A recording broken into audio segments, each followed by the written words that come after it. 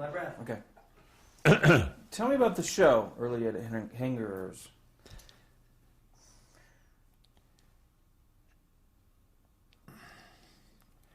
Well, as I said, we were on from 9:15 to 9:45. Clint would be on the air till 9 o'clock on his show at the Hotel Statler where the studios were. And then he would stop at the florist shop and bring a dozen roses or whatever, walk over to Hangers. He'd get there just minutes before we were on the air. And then we had about, 60, 65 ladies in the tea room. We did our show from Vincent's Tea Room in the Hanger Company. And we would say, are you having any fun? They'd go, yes, sir. What you getting out of living? Fun. What good is what you got if you're not having any fun? And then Clint would interview these ladies, and we would get 4 ladies up, and we'd have little stunts like who can scream the longest without taking a breath contest. And then I'd play boom, boom, boom, boom, and then they'd go, ah! Corny stuff, but fun. And then would award the flowers that Clint would have brought over to maybe the youngest grandmother in the audience, or the lady who traveled the farthest. Or one day we offered the flowers to the lady with the heaviest handbag, if we could go through the handbag and declare the contents. Well, the handbags would come up, they'd weigh 1.5 pounds, 2 pounds. Oh, here's one, 2 1/4. One lady came up, handbag, 6.5 pounds. What in the world? Can we go through the bag? Yeah, we went through the bag. And there was a flat iron in the bag. Now, she didn't know that the stunt was going to be on. She was a traveling lady. She used to sell merchandise to the Hanger Company, but she carried a flat iron to iron out her dresses or whatever when she was on the road, but something was wrong with it, and she happened to bring it in to have it fixed. And she won the flowers for that day. Everybody screamed laughing. You know, when you open a lady's purse, you can find lipstick and whatever, but a flat iron, well, it wasn't contrived. Anyway, we just had a show, and I'd play songs. Every one of these songs is going to have a part of the body. Name the part of the body. And I'd play Farewell to Arms, or Hands Across the Table, or Your Eyes Have Told Me So, or whatever. And then, this is a cute gag that we used to do. Stump Bob Smith. They would have to mention a song, if they could, any song that was popular in the last 15 years, and if I couldn't play it, they'd get a silver dollar. And I could play nearly every song that was ever written. I had a pretty good ear. And then if I played it, I did, and if I couldn't, they'd get the silver dollar. That was one of our stunts. And then, this was a good one. We had a big map of the city of Buffalo and its environs, suburbs. So we'd draw the lucky number out, and the lady would come up, and where do you live? We live on 602 Hurdle. Well, we'd find that on the map, and wherever that was, we'd put a little red piece of blotter paper about this big where she lived. And then we had a dart throwing contest. We'd give her 2 practice darts. And if she hit the red piece of paper, she would get the jackpot of prizes. And if she didn't, well, the prize for that day would go into the jackpot. Well, I think we went something like 95 days without anybody hitting the thing. And the prizes that she got, this lady, was unbelievable. Oh, box springs and mattresses and beds. And it was just, we had the greatest publicity on that of anything we've ever done. Well, because we had such a great show and rating, and outrated the Breakfast Club, NBC, see, we were an NBC affiliate. NBC had their liaison men come to Buffalo and find out what these guys are doing to get the rating away from Don McNeil. Well, they thought our show was strictly a local show with the dart and whatever. And the fact that we'd have the Lackawanna Ladies Auxiliary, the fire department there one day, it would have the Blaisdell mother and daughter group or whatever. It was purely a local show. But they were, I also did an afternoon show where I played the piano and sang and did tricks with records. I'd play in the same key the record is playing in, and the engineer would have the vocalist, Dinah Shore, whoever, spotted right at the vocal, and I'd play Buttons and Bows in the key of C, which she was singing in. And I'd say, come on, Dinah, you do it. And I'd hit a nice G bell note, and Dinah would come right in and say, East is East and West. And it sounded like she was right in the studio. What was the name of that show? That was a Bob Smith show. And this liaison man from NBC heard my afternoon show. So he taped an hour of the show without my knowing. Not taped. They didn't have tape back then. 1946. They took an acetate, a 16-inch disc, 33 1/3 RPM. Taped the show, took it to New York, and New York was looking for an early morning radio man personality. This is NBC now, the biggest station in the country, WNBC. Arthur Godfrey was on CBS. John Gambling was on WOR. And NBC had a hodgepodge. They had 15 minutes from Chicago and 30 minutes from Washington. And see, morning radio is habit. You listen to this, usually listen to the same people in the morning, same personality. You have coffee and juice and Rolls and Billman or Smith or Godfrey or whoever. It's like a member of the family, usually. It was back then. They didn't have television, but it was back then. So they wanted a personality, because NBC was bad ratings in the morning. They had nothing. So they hired me out of the whole country, which was very flattering. So in 1946, they invited us to come to New York. And I did the early morning radio show starting August 5th, 1946. And that was on first from 7 to 8:30, then 6:30 to 8:30, and then 6 to 8:30, and then 6 to 9. And I wound up being on 6 to 9 every morning, Monday through Saturday. And I was making a ton of money. I can't tell you, because I not only got a handsome salary, but I also got a commission on the sales, on the commercials that I carried. And I was solidly sold out. This is a huge break for you. It was tremendous. It was just something that I never dreamed of. And then, of course, in March 1947 came Howdy Doody, and I guess then the rest was really history. So you left again, and you lived in New York City, I'm assuming. Lived in New Rochelle, New York, in Westchester County. So you arrived in New York in '46, and how long did you host the show for? That show, I did until my heart attack in 1954. Wow. But the thing, you see, the reason I got the heart attack, I was getting up at 4:30 in the morning, going into New York, on the air 6 to 9, working in my office, starting Howdy Doody rehearsal at noon. Howdy was on the air 5:30 to 6, got home at about 7:30 at night. And you can't do that very often for too long, which I found out the hard way. And didn't you also create and host a show called the Triple B Ranch? Well, that's the show in which Howdy Doody was born. Tell me about that. Well, the boys at WNBC, my boss said, Bob, he said, we're going to block out the entire Saturday morning radio schedule for kids. Paul Winchell and Jerry Mahoney are going to do a half hour. Ed Hurley is going to do a half hour. And we want you to do a half hour.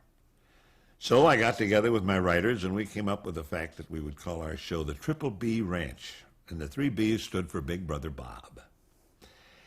And it was a quiz show. We would have 4 kids from one school vying against 4 kids from another school. These are kids, 8 to 11 years old. And they'd be on a wooden horse. We had a wooden horse that had 4 seats on it. And there'd be 4 kids from here and 4 kids from here. I'd give the questions, and if they got the answers correct, they'd stay on the horse. If they didn't, they were knocked off, like in a rodeo. And the last one up, of course, would be the winner. And we had cute questions, not how much is 8 times 7, but cute, little cute questions. Anyway, the writer said one day, Bob, we need some comedy on the show. He said, now the whole show has a Western flavor, and do you have any voices or characters that we could use? So he went into the control room, and I did several characters, and he sort of like this country bumpkin Mortimer Snurdish type voice that I did. So we'd call him Elmer. And I'd say, oh, wait a minute, kids, here comes Elmer. Hi, Elmer. And Elmer would come in and say, oh, well, howdy doody. And then we did some real corny hee-haw type jokes. And then would always wind up, I'd say, well, so long, Elmer. And he'd say, well, howdy doody. Now, this is radio. And we had what they called a limited budget. Did you ever hear of a limited budget? Heard of it. You have. We were so limited that we didn't have a dummy or a puppet or anything. I just talked to myself. And the kids would come in and they'd see the show and they'd root for their buddies up there on the horses. And invariably... So it was a live audience when you... Oh, yeah, we did it from a big studio at NBC. Yeah, we had about 300-400 kids in the audience rooting for their schoolmates. And I might have missed it, but was it a weekly show? It's on Saturday morning. Saturday from 9 morning. to 12. 9 to 12. Well, the whole program, the whole Saturday morning schedule was from 9 to 12. We did 10 to 10:30. And the kids would come in, and invariably, after the show, they'd come up and they'd say, oh, gee, Mr. Smith, we're so sorry. We wanted to see Howdy Doody. So, see Howdy Doody. See, we were calling him Elmer. And they gave us two ideas. We won't call him Elmer anymore. Howdy Doody is a cuter name. And if the kids want to see him, let's talk to the television people, which we did. And they watched our show they watched 2 weeks of our show, and they said, hey, this fits in line with what we were going to do. We needed a kid's show on television. We thought puppets would be a good idea. Matter of fact, we have a puppeteer already hired, and we can make another puppet. We'll call him Howdy Doody. And you can host the whole thing. We got some old-time silent films. You can narrate them. We'll have some kids on. We'll have some stunts with them. And that's how the whole Howdy Doody story happened. That's the beginning. I want to stop you there. And, well, first of all, when was the first time you saw television? Well, right after we came to New York. What was your impression of this? Came to New York in 1946. Worked for NBC, owned by RCA. RCA was the biggest maker of television. And the boss made sure that we had a television right away, little 7-inch table model television set, and we loved it. Our kids were 5 and 6 at the time, and Mill and I my gosh, I couldn't wait to get home to watch whatever television there was that night. But there wasn't television every night. I mean, there was no daytime television. And what shows would you watch? Well, there'd be Hopalong Cassidy, William Boyd and Gabby Hayes. Friday nights there were fights from Madison Square Garden. When the circus had come to town, Ringling Brothers, Barnum and Bailey would be on from Madison Square Garden. Rodeos, dog shows. They had cameras all the time at Madison Square Garden. We did so many shows, saw so many shows from there. And then later there were... there were a few talk shows, like Author Meets the Critic was one, where somebody'd have a book and then they'd review the book. There's a show called Americana, where these smart little whiz kids would be on and answer questions. And there was really nothing for kids. So your family, you had the TV at home, Mm-hmm. and you would all crowd around this one small little 7-inch screen. Yeah. And how... if you could, how clear was it? Describe exactly what you saw when you were watching the show. Well, they used to call it black and white, but it wasn't black and white. It was light gray and dark gray. The quality was bad, but it was a new thing, you know, and that was one of the things that really made Howdy so popular. See, we were the first show on every day in many markets for quite a few years. There was no daytime television. There was test pattern all day long. Test pattern so that when the person would buy a television set and the installers would come in, they'd have something to tune the set to. They needed a test pattern. So the kids would come home from school, sit in front of the television and listen to the recorded music and watch the test pattern till I got there in 5:30 and said, say kids, what time is it? And then the whole world blasted out Howdy Doody time. If they were watching television, they were watching Howdy Doody. Describe for me, when you first walked into a television studio, describe what you saw and what your first impressions were. Well, it was cables, cables, cables, and cables. And hot. Oh, gosh, see, the cameras were so inferior back then. Though I think we had something like 1,400 foot candles of power, if that makes any sense to you. Terrible. When we first started, every day at about 4 o'clock, we would, because it was so hot, there was a lot of dust in the studio. And nearly all of us would have a headache by about 4 o'clock. We'd have to go up to the infirmary and get chlortrimeton. That was the that was the drug we were taking to get rid of our headache. And then, of course, as the cameras progressed and got better, we had lesser lights. So that by 1956, we had just cool, just like wonderful cameras and cool, no sweat. But then we went into color. We started color on Labor Day of 1955, it was, 1955. We were the first show on in color every day. And then we're back to those hot lights because the color cameras were so bad. So we couldn't win. Then we had the terrible hot lights again. And then in 1960, by the time the cameras were wonderful and we could have cool lights, we went off the air. So we didn't win.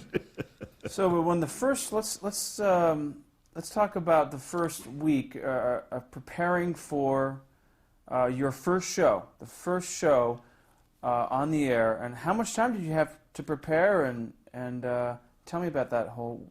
No rehearsal, really, Michael. There was we talked over what we were going to do. I did see the movies. We were on a whole hour that first show. It was 5 to 6 on December 27, 1947. That was our first show. And we had about 12 kids in what was the clubhouse. It wasn't called the Peanut Gallery that early. And the name of the show at this point was called? Puppet Playhouse. But not Howdy Doody, just Puppet Playhouse. And I just... Now, why not the Triple B Ranch? Well, because we had so many puppets, and it was a completely different show from what we did on radio. The radio was strictly a quiz show, from 4 kids from one school against 4 kids from another school. Puppet Playhouse, because we hired this puppeteer who had many puppets. And one of his bits that he had was Toby in the Circus, where he had all these puppets. And they did about a 15-minute Toby in the Circus, which was like a serial. Then we also had old-time movies that I narrated. Would also have little stunts with the kids in the Peanut Gallery, in the clubhouse, excuse me. We didn't have a Peanut Gallery that early. And then an interesting thing is we learned on Tuesday, December 23rd, that we were going to be on television the following Saturday, December 27th. And then we got together and said, what are we going to do? Well, the boss said, no, we got to have Howdy on. Now, who was the boss at this point? Who were the programmers? Warren Wade was vice president in charge of television at the time. And Owen Davis Jr. Now, Owen Davis's father was a playwright. He was wrote great plays, Owen Davis. But his son, Owen Davis Jr., was like head of programming. And he said, we got to have Howdy Doody on. I said, well, we don't have a puppet. He said, oh, we got to have Howdy. What are we going to do? So we pretended for the first 3 weeks that Howdy Doody was in my desk drawer. And the camera had a shot on the desk drawer. And I'd say, are you in there, Howdy? And then the camera would, take the shot, and he'd say, yeah, I'm in here, but I'm too bashful to come out. Well, he was too bashful to come out for 3 weeks until we made him. So you would continue to do the voice for Howdy Doody? Yep. I did the voice. And we were, as I said, he was too bashful for 3 weeks until we made him. Then the third week, we started with Howdy in the desk drawer, open it up, and that's the first time that people saw Howdy. So wait, I want to just finish up with this first show. When you went on that Saturday, you were asked to start preparing on a Tuesday, and you were going on Saturday night, Saturday, correct? 5 to 6, or on for a full hour. For a full hour. Tell me about just a few minutes before you went on the air, first time. Well, it was hectic because, see, we had nobody to learn anything from. I mean, we were like pioneers. We did have an act from Radio City Music Hall, the Godschmidt brothers. These were 2 fellows that had a great act with French poodles. They were on. They had their thing all ready. The Toby in the Circus was about a 15-minute serial thing that I told you about. The cameras, they just knew where the puppets would come in from. Did a little talk through. We just talked through things, walked through things. You couldn't have a dress rehearsal. We didn't have time. They only had one crew, and it was very, very primitive. I'd say, hey, I need that. Bring that thing over, will you, please? Somebody come on camera with it. It was primitive. It was interesting, though. How many cameras did you have? Do you remember? Three, always three. Yeah. And how would you know what camera to look into? Well, the red light would be on. The red light. So they had a red light. Yeah. And there would be a floor manager there pointing and giving you over cues. Here, over there. Yeah. The camera number one was in the middle, always on a dolly, and the guy working the dolly, guy back pushing the dolly in and out. They'd say dolly in on Buffalo Bob's package of Welch's grape juice or whatever, and then he would run the dolly, and then the camera number one would sit on a stool. He sat on a stool, a swinging stool, and he'd work the camera. Camera 2 and camera 3 were pedestals, on pedestals. And they didn't have a zoom-in lens as we have. See, you only have one lens on the camera today. We had 4, called turret. You'd have a 135 up here, and you'd switch it to a 90, and you'd switch it to a close-up and a wide-angle lens. And when they were on camera 1 that I'd look into, then they'd want camera 2 over here to go to a 135 for a close-up of something. Then the TD, the director in the control room, would say, camera 2, go to a 135, and he'd be switching lenses while I was on number 1, and then there'd be this. Or they'd say, camera 1, dolly in on Buffalo Bob. And then the guy would push the dolly, all earphones, of course, so that they'd be in contact with the control room. And then they'd push the camera in. Sometimes they'd be within this far of my face. It was very, very primitive. See, today you have... I did a show on... QVC, Quality Value Channel. They have the most interesting setup that I've ever seen. They have a circular stage. In the circular stage, there are 4 sets. There's a set here, and a set there, and a set there, and a set there. And when they finish with this show, they can have the next set ready. They'll just revolve the stage, and the cameras never move. They have no cameramen. There's a camera here, and a camera there, and a camera there. And they're all controlled from the control room. They dolly in, they dolly out, they go to the right, they go to the left. The girl is just moving those cameras to take a picture of whatever they want on the set. It's an unbelievable experience when you think of the primitive way that we did the shows. Very interesting. So going back to December 27th, just describe, I want to get a good sense of what it was like. Just a few moments before, the atmosphere, were people running around before you went on the like crazy? Like crazy? I mean, describe, just walk us through those first couple of moments. Well, it was tense for a while. You're nervous before the show. But it seems like as soon as you're on, you're no longer nervous. I don't know why. It's like a baseball player. They say that, well, I played in games where I was nervous until I walk out to the mound and warm up. But as soon as you throw the first pitch, you're no longer nervous. Well, you know that, don't you, from your years in television, whatever. You're nervous but when you get on, you're just like you're sitting home having a drink with your wife before dinner. Ovaltine or Welch's grape juice. Well, that's actually a good question. Did you have a sponsor at the first? Oh, no, we were not. No, we did not have a sponsor for the first. Well, I'm going to say we didn't have a sponsor for the first 3 months. We started just Saturday afternoons from 5 to 6 for 3 weeks. Then we added Tuesdays, and then we added Thursdays. And we were on Tuesday, Wednesday, Thursday, 5 to 6. And then that became very confusing for the kids. How do you do it on today, Mommy? No, today's Wednesday.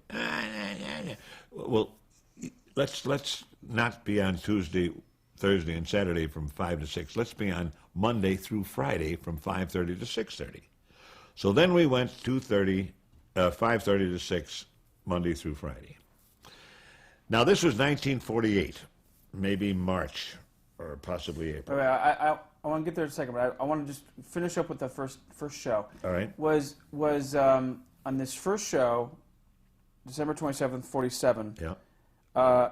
It's Howdy Doody Time. Was that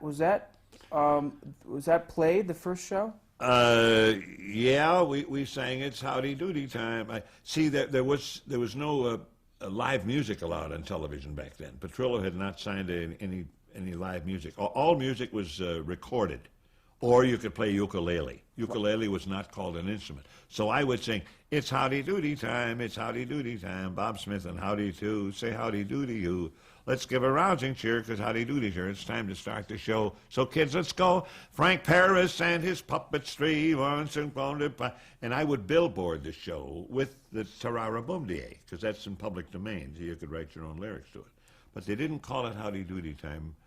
They didn't call it the Howdy Doody Show for maybe 5 or 6 months. Explain why live music wasn't allowed then. Because Petrillo, who was the head of the musicians' local union for the whole United States, had not signed an agreement with the networks. For television. For television. Obviously he had for radio. For radio, that's right, but not scale. Scale was not established. So live music was not allowed back then. Studio One was a big show that was on CBS every Monday night, I believe, from 9 to 10 or 10 to 11. And they did wonderful dramatic shows, but it was all with recorded background. Of course, there was so much recorded music, that wasn't very difficult. But you couldn't have any bands on, nothing live. You couldn't play the piano. And then we were the first show, well, Petrillo first, when he signed the agreement with the networks, he was the first one that played, and he blew his trumpet. I think he blew 5 or 6 notes, and he was the first one to have ever played. But we were the first show to have had live music, because we had live music on the next day. And we had a great, great group on the Howdy Show. We had Tony Mottola playing guitar.